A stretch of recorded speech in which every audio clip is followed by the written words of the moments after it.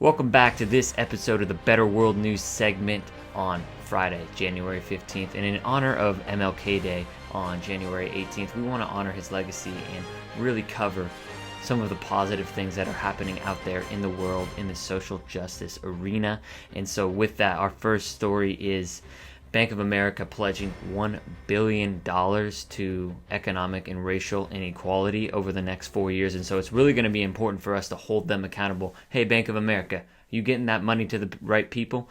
You getting it to those small businesses that really need it? And so elevating those voices that are often going unheard. And, I've done some research on some of the triple P for small businesses, and there have been, minority and underrepresented business owners not getting the proper, funding from the government, and that's an issue. And so that's something that we got to tackle, and we got to really keep Bank of America accountable. Like you said, $1 billion, you're going to be given $1 billion over those next 4 years, but that's great. That's a step in the right direction.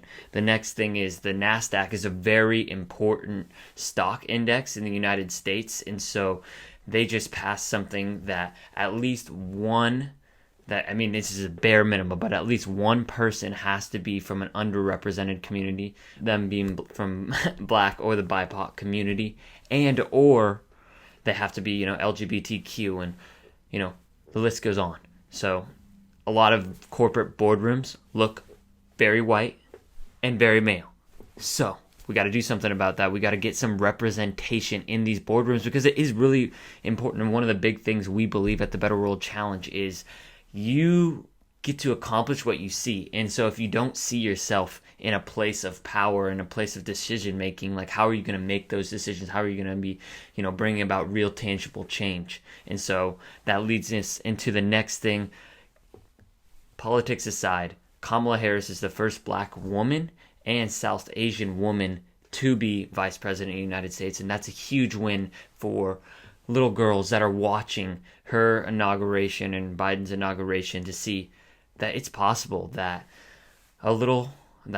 all people can become, vice president, president. You don't just have to be a white male. It definitely helps to be a white male, but we're taking steps in the right direction to actually provide real equality for Kamala Harris and other girls that are looking up to her.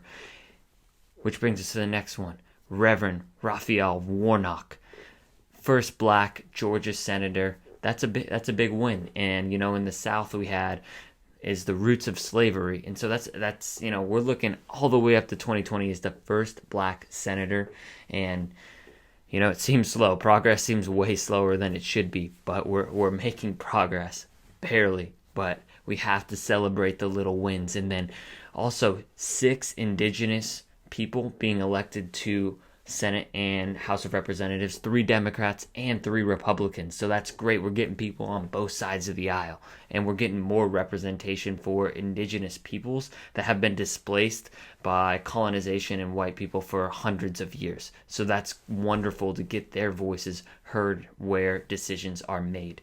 And finally, I just want to leave you off with these are some of the things that have happened. There's plenty of things that have been happening that maybe I didn't cover in this episode, and I would love to hear from you all on what I'm missing. What are some of the positive, tangible actions that have been taken towards social justice initiatives this year, and how can we continue to move forward? Because I wanted to do this episode not because we're done.